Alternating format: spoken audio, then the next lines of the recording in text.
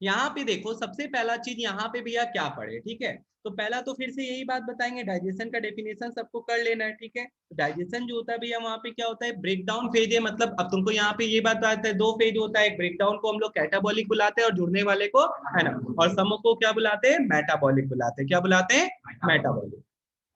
यहाँ पे देखो एंजाइम जो होता है वो क्या काम करता है, key role in digestion of food. तो एंजाइम जो होता है तुम्हारा वो क्या काम करता है, वो तुम्हारा जो है खाना पचाने में क्या करता है, हेल्प करता है। तो बहुत सारा एंजाइम्स का नाम आने वाला इस चैप्टर में, रेडी रहना। अब आता है डाइजेस्टिव सिस्टम। तो digestive system start from your mouth. कहाँ से स्टार्ट हो जाता है, तुम जो खाना खा रहा है तो दैट इज कॉल्ड इंजेशन, उसको क्या बुलाते हैं, इंजेशन। तो अब यहाँ पे माउथ पे आता है, ठीक है। तो माउथ का भी फंक्शनिंग देखो इसमें क्या क्या बताता है। तो सबसे पहला चीज यहाँ पे जो आया माउथ में तुम्हारे क्या है, टीथ है, ठीक है। टंग के बारे में बताता है, तो देख क्या, टेस्टिंग, क्लीनिंग, ये सब में भी क्या करता है, हेल्प करता है। स्पीकिंग में हेल्प करता है, तो ये चीज बताया है। एक साल बोर्ड एग्जाम में, बोर्ड बोलते हैं जो सबके 9th क्लास में, ये फिगर ही दे दिया था बना के, ठीक है। तो नहीं देना चाहिए, नहीं आएगा इस बार, तो तुमको हम नहीं बोल रहे प्रिपेयर करने, लेकिन यहाँ पे देखो इसको तोड़ तोड़ के पढ़ते हैं। इसको हम लोग क्या करते हैं, तोड़ तोड़ के पढ़ते हैं। इसको पढ़ना पड़ता है। यहाँ पे आपको क्या लिखता है फिर, टीथ के बारे में। तो टीथ के बारे में तुम लोग को यहाँ पे सीधा सा यही चीज बताएंगे, तुमको टीथ फॉर्मूला आने वाला एग्जाम में, ठीक है। यहाँ पे इंसीजर, कैनाइन, प्रीमोलर और मोलर का क्या करना है, फंक्शन और नंबर, फंक्शन और नंबर एकदम क्लियरली बोल रहे हैं, ठीक है। यहाँ पे भैया इंसीजर का क्या काम आता है, बाइटिंग एंड कटिंग में, ठीक है। बहुत काम आया होगा बचपन में तुम लोग के भी, ठीक है। यहाँ पे बाइटिंग और कटिंग में काम आता है, ठीक है। कैनाइन का क्या काम आता है, holding and tearing of food, ठीक है। प्रीमोलर में क्या आता है, premolar help in grinding and crushing. और तुम्हारा फिर क्या आता है, मोलर, वो भी सेम ही काम करता है, क्या चीज में, ग्राइंडिंग एंड क्रशिंग। तो अंतर ये बात बताए थे, प्री मोलर्स में 2 कस्प होता है और मोलर में कितना कस्प होता है, 3 लिख के आना। तो 5 जो होता है वो सब नहीं लिखना, सीधे सीधे 3 लिख के आना, और कुछ भी नहीं। तो इसका नंबर याद रखना है तुम लोग को। और बताते इसके बाद क्या भैया, विजडम टीथ क्या होता है। तो लास्ट मोलर जो इस साइड में आता है जौ के, उसको हम लोग क्या बुलाते हैं, विजडम टीथ। हिंदी में बोले तो अक्ल का दांत आना। ओके, मुहावरा भी है। तो होमो, यहाँ पे हेट्रोडेंट और होमोडेंट क्या होता है भैया, हम लोग जैसे ओमनीवोरस है, हम लोग को हर तरह का खाना खाना पड़ता है, तो हम लोग के पास हर तरह का टीथ प्रेजेंट है, ठीक है। लेकिन बहुत सारा जो होता है एक ही टाइप ऑफ खाना खाता है, तो उसके पास एक ही तरह का टीथ होता है, तो दोज आर नोन एज होमोडेंट। तो बकवास था ये भी एक तरीके से पूरा। फिर आता है यहाँ पे टेम्पररी और परमानेंट टीथ। तो तुम लोग को भी पता है यहाँ पे परमानेंट टीथ जो होता है वो कितना होता है, इसके लिए तुम लोग ये चीज करेगा, ठीक है। यहाँ पे तुम लोग ये टेबल कर लेना, ये तुमको करना है। क्या होता है order, incisor, canine, premolar and molar. फिर इधर भी होता है incisor, canine, premolar and molar. ये दिखाता है अपर जॉ का, ये दिखाता है लोअर जॉ का। और इंटू 2 टाइम्स किया जाता है, ये चीज ध्यान रखना।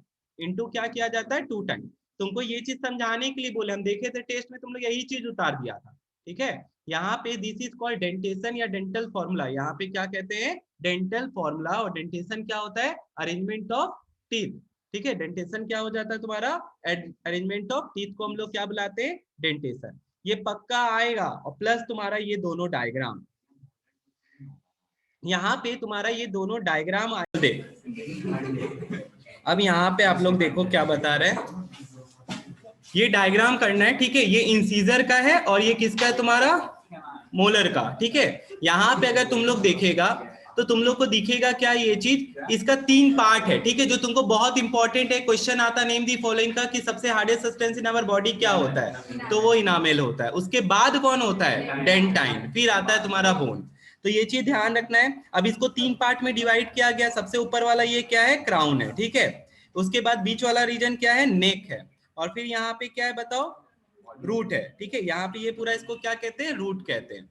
तो ये चीज ध्यान रखना। और इसमें कुछ भी नहीं है। तो पल्प कैविटी से जो फिक्स रहता है, यहाँ पे ब्लड वेसल्स भी रहता है, और इससे जो जॉइंट रहता है भाई, क्या चीज से, सीमेंट के थ्रू। तो ये चीज ध्यान रखना। ये वो सीमेंट नहीं है जो हम लोग घर में यूज कर रहे हैं, डाल मत लेना। दांत हिल रहा है, डाल लिया। अब देखो, ठीक है। तो यहाँ पे ये बताया है, cement is another bone like structure covering and fixing the root in position. तो ये एक एक का लोकेशन बहुत, फंक्शन बहुत इंपॉर्टेंट है, कर लेना इसको। साफ साफ यहाँ पे लिखा हुआ है। अब यहाँ पे देख आता है, अब यहाँ से स्टार्ट होता है तुम्हारा मेन पार्ट। वो भी है, ऐसा नहीं, वो नहीं, 5 मार्क्स का क्वेश्चन वो भी पूछा जा सकता है, ठीक है। तुम लोग तो चैप्टर ही अलग करके दे दिया, तो ऑब्वियस सा बात है वो पूछा जाएगा। इसके बाद अगर तुम लोग देखेगा तो तुम लोग को यहाँ पे क्या क्या दिख रहा है, ध्यान से सुनो। सलाइवरी ग्लैंड्स, तो सलाइवरी ग्लैंड जो होता है वो कितना होता है तुम्हारा, 3 होता है।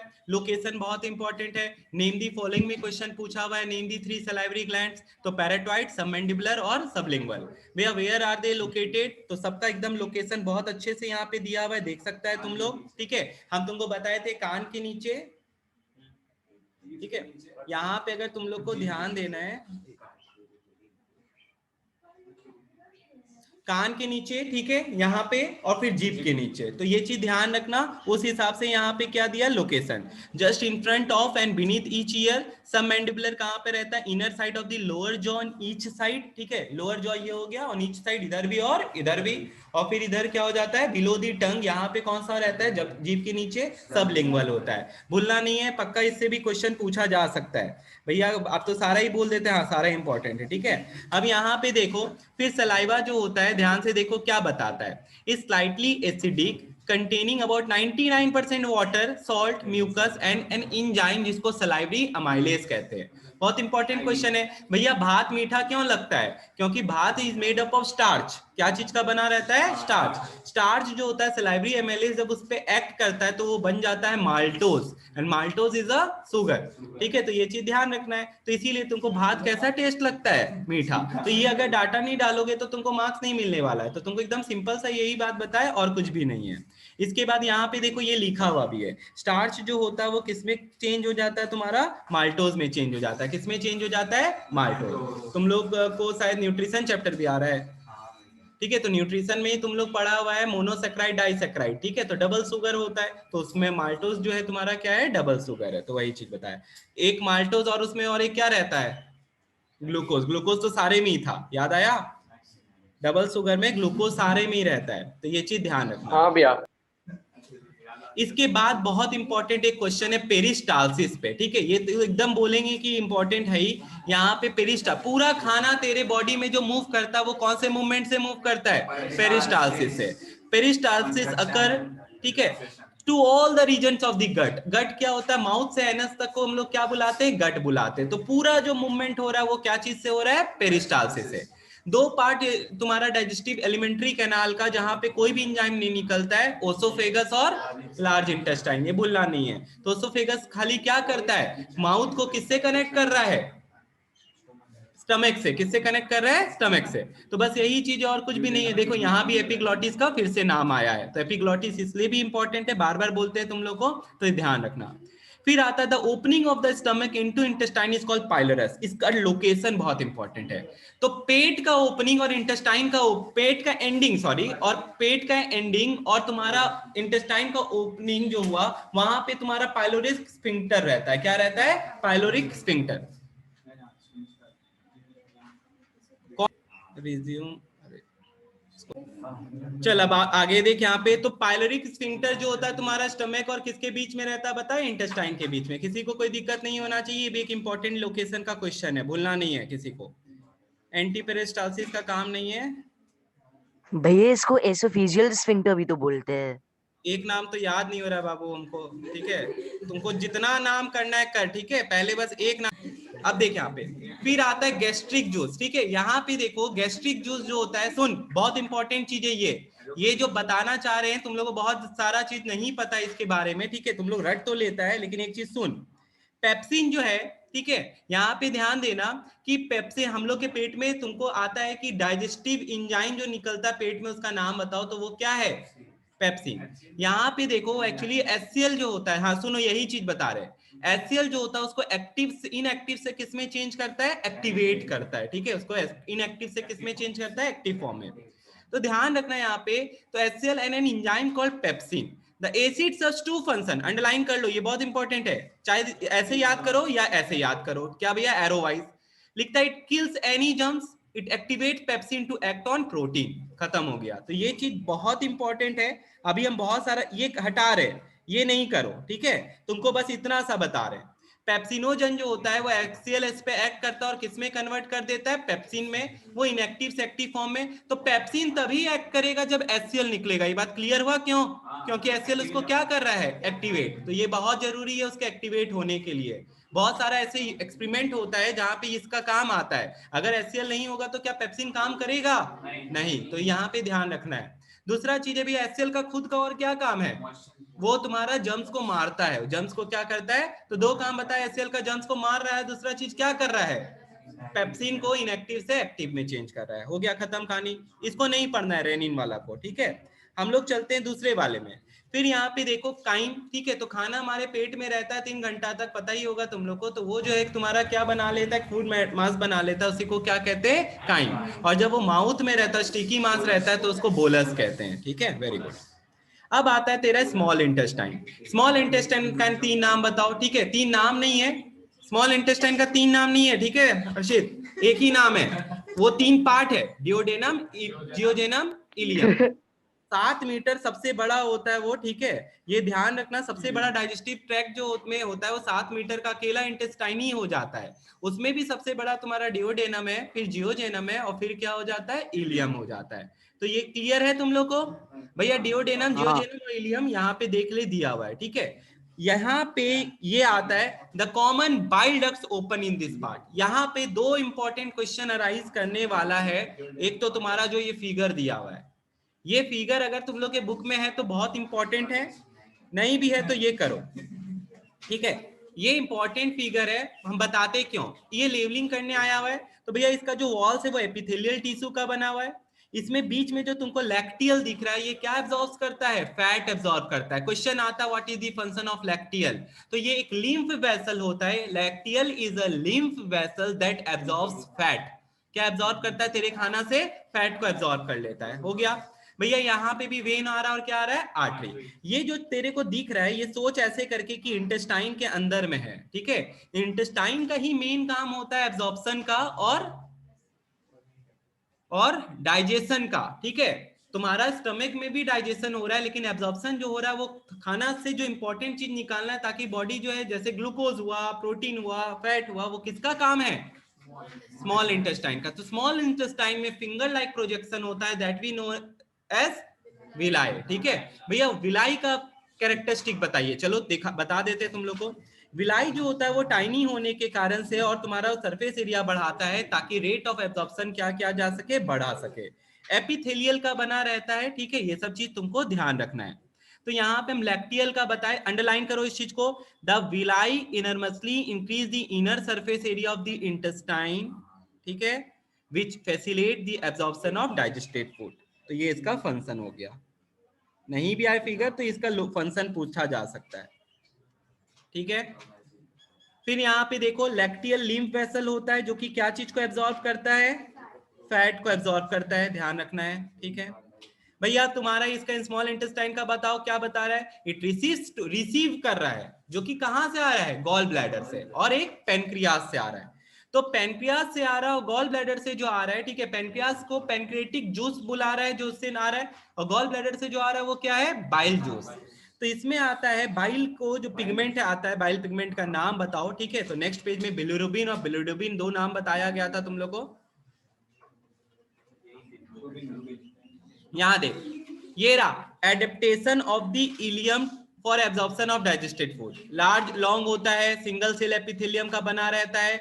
It is narrow which slow the movement of food there. Narrow होता है ना, पतला होता है। पतला होने से मूवमेंट क्या हो जाता है, खाना को पचने में बढ़ता है। लगता है 3 घंटा। एक मील के बाद दूसरे मील में जो डिफरेंस होना चाहिए क्या बोलते हैं, 3 घंटे का होना चाहिए कम से कम। तो पतला और नैरो वही हुआ, ठीक है। होने के कारण से खाना को मूवमेंट में क्या लगता है, समय। तो धीरे धीरे अच्छे से क्या होता है, तुम्हारा खाना जो है तुम्हारा बॉडी में क्या हो जाता है, पचता है। समझ में आया ये चीज, इसीलिए यहाँ पे वो नैरो होता है, to slow down the movement of food there by allowing absorption, ठीक है। सीधा सा चीज है। अगर अभी हम तुमको बोलते हैं, जैसे क्या करते हैं, हम बोले केशव को पकड़ो, केशव भाग गया, नहीं पकड़ पाए, ठीक है। तो यहाँ पे यही चीज हो रहा है फूड के साथ भी। अगर फूड धीरे धीरे नहीं जाएगा तो क्या फूड से एब्जॉर्प्शन कर पाएंगे हम लोग, नहीं कर पाएंगे। तो इसीलिए नैरो होता है। ओके, अब आता है बाइल। फिर ये दूसरा डायग्राम जो बोलते हैं इंपॉर्टेंट है, और ये आता है, चलो लेबलिंग के नाम पे क्या क्या भैया करे। तो सबसे पहला चीज आया लेबल हेपेटिक डक्ट, फिर ये गॉल ब्लैडर से जो आ रहा है वो है सिस्टिक डक्ट, ठीक है। अब यहाँ पे आ जाओ तुम लोग, ये दोनों जो है, फिर यहाँ पे है कॉमन बाइल डक्ट। क्या है? हेपेटिक डक्ट कहाँ से आया हम बता देते हैं। हेपेटिक डक्ट के बारे में पढ़ोगे, हेपेटिक पोर्टल वेन के बारे में तुम लोग पढ़ोगे क्लास 10th में। तेरा यहाँ पे जो खाना आता है पता है कहाँ कहाँ से आता है? यहाँ पे तुम्हारा खाना जो होता है, ठीक है, ये जो है तुम्हारा बाद बाकी एलिमेंट स्टमक सबसे आता है। यहाँ पे देखो क्या होने वाला है, ये जो अपना सिक्रीशन है डायरेक्टली कहाँ गिराता है? डिओडेनम में गिराता है। डायरेक्टली कहाँ गिराता है? ये लाइन पहले भी आया था, वापिस आया है। तो कॉमन बाइल डक्ट जो बन रहा है, ठीक है, सिस्टिक डक्ट और हेपेटिक डक्ट मिल पूछ लेंगे ऐसे क्वेश्चन। कॉमन बाइल डक्ट कौन बनाता है? सिस्टिक डक्ट और हेपेटिक डक्ट, ठीक है। ये दोनों अपना सिक्रीशन डायरेक्टली कहाँ गिराता है? डिओडेनम में। डिओडेनम किसका पार्ट है? स्मॉल इंटेस्टाइन का। Very good. अब यहाँ पे भैया बताइए दूसरा चीज क्या काम है इसका? तो बाइल तेरे बॉडी का जो हम लोग खाना खाते हैं एसिडिटी को क्या करता है? कम करता है अल्कलाइन में in presence of a salt जिसका नाम है सोडियम बाइकार्बोनेट। क्या नाम है? Sodium bicarbonate. तो देख ले यहाँ पे ये लिखा हुआ अल्कलाइन काइन को किसमें चेंज करता है? सॉरी, एसिडिक काइन को किसमें चेंज करता है? अल्कलाइन काइन में। किसके प्रेजेंस में? सोडियम बाइकार्बोनेट के प्रेजेंस में। और कौन करता है? बाइल करता है। फिर दूसरा ये फैट्स को भी तोड़ता है, फैटी एसिड्स में। यहाँ पे एक इंपॉर्टेंट क्वेश्चन आता है मतलब डेफिनेशन इमल्सिफिकेशन का। किसका आता है? तो ये ध्यान रखना, यहाँ पे क्या हो जाता है? इमल्सिफिकेशन होता है। तो ठीक है, ये चीज ध्यान रखना, ये बहुत इंपॉर्टेंट था जो अभी तुमको बताए हैं। ये डायग्राम से 5 मार्क्स का क्वेश्चन देखो आराम से पूछा जा रहा है, तो हम तुमको बोल रहे हैं सब इंपॉर्टेंट है, करो इसको, ठीक है। यहाँ पे तुमको बता दिए हैं कि क्या क्या क्वेश्चन है, ये क्या चीज दिखाना चाह रहा है, इसका लेबलिंग करने दिए, फिर इसमें कौन सा इंजाइम निकला, क्या काम किए, बाइल पिगमेंट का नाम बताओ, फिर यहाँ पे हम बताए कि अपना सिक्रीशन कहाँ डालता है? डिओडेनम में डालता है, फंक्शन क्या है, तो ये सारा रिलेटेड इससे क्वेश्चन है। पेनक्रियाज जो होता है उसको हम लोग इंडोक्राइन और एज वेल एज क्या बुलाते हैं? एक्सोक्राइन ग्लैंड भी बुलाते हैं, ये ध्यान रखना। नेम है organ that is endocrine as well exocrine, ठीक है। तो पेनक्रियाज एक क्वेश्चन ये आ सकता है तुम लोग को, तो ये चीज ध्यान रखना, ठीक है। पेनक्रियाज के बारे में ये चीज ध्यान रखना। फिर आता है पेनक्रिएटिक जूस। अब अगर तुम लोग यहाँ पे देखेगा तो यही पेनक्रिएटिक जूस का नाम दिया हुआ है, तो तुमको सीधा सा सजेस्ट करेंगे मत पढ़ो ये सब, कुछ भी मत पढ़ो, ठीक है। क्या पढ़ो हम बता देते हैं। तुमको टेबल दिए थे ना टेस्ट में, ये टेबल आ सकता है, ये टेबल अच्छे से करके जाना, ठीक है। यहाँ पे ये टेबल बहुत इंपॉर्टेंट है, ये टेबल कर ले काफी है तुम लोग के लिए, और कुछ भी मत करना। तो अभी तक जितना चीज बताए यहाँ पे, ठीक है, तो देख ले कहाँ पे कौन सा इंजाइम निकल रहा है, दिख रहा है ना। ऑड वन आउट का क्वेश्चन दे सकते हैं, जैसे दे देंगे तुमको क्या, माल्टोस, सुक्रोज, लैक्टोस, और दे दिए तुम्हारा स्टार्च, ठीक है। तो इसमें तुम्हारा ऑड क्या हो जाएगा? स्टार्च हो जाएगा, क्योंकि ये सब कन्वर्ट हो रहा है इलियम में, और वो स्टार्च किस में कन्वर्ट हो रहा है? डिओडेनम में ही हो जा रहा है।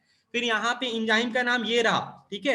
एक्चुअली ये जो है थोड़ा सा ऐसे करके अगर लिख लेगा तुम्हारे लिए इजी हो जाएगा। कैसे भैया? यहाँ पे देख, तुमको क्या करना था, फैट्स को, एक मिनट, एरो करके, ठीक है, फैट्स को फैटी एसिड या ग्लिसरॉल जो बुलाना बुला, ठीक है। तो ये काम कौन कर रहा है यहाँ पे? स्टेप्सिन कर रहा है। कौन कर रहा है? बस ये एरो करके लिख लेगा तो तुमको तो याद बहुत जल्दी हो जाएगा, और यही चीज कह रहे हैं, ठीक है। ये कर, उधर से अब कुछ नहीं करना है तुमको, ठीक है। डाइजेस्टिव में हम जो तुमको इंपॉर्टेंट डायग्रामेटिक क्वेश्चन बताए वो विलाय है और गॉल ब्लैडर है, समझ में आ गया।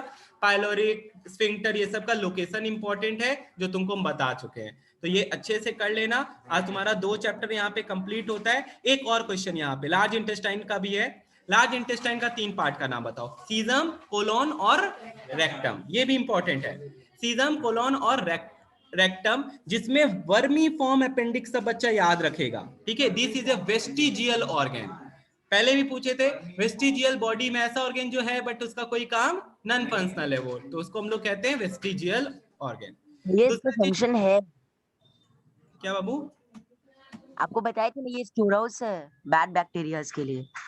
ओके, ठीक है। यहाँ फोन करना कौन सा इस बायोलॉजी वाले को और बोलना काटेगा पहले, ठीक है। यहाँ पे हम इसके अकॉर्डिंग बता दिए, वेस्टिजियल ऑर्गन वो लिख रहा है, ठीक है ना। तो तुमको क्वेश्चन यही आएगा, नेम है वेस्टिजियल ऑर्गन, तो तुमको यही क्वेश्चन आएगा अगर आएगा तो वर्मी फॉर्म अपेंडिक्स, ओके। तो रिसेंट लड़का सही बोल रहा है ऐसे तो, ठीक है, रिसेंट रिसर्च में पता चला है, लेकिन अभी हमको इसका कोई मतलब नहीं है।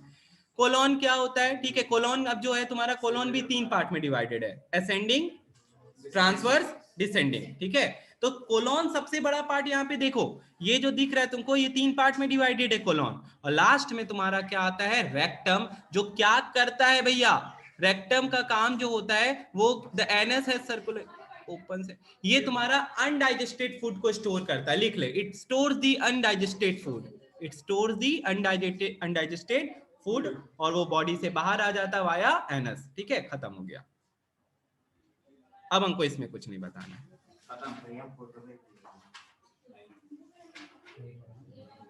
ये सब नहीं पढ़ना है, ठीक है, कोई नहीं पढ़ेगा, ये सब है ही नहीं सिलेबस में।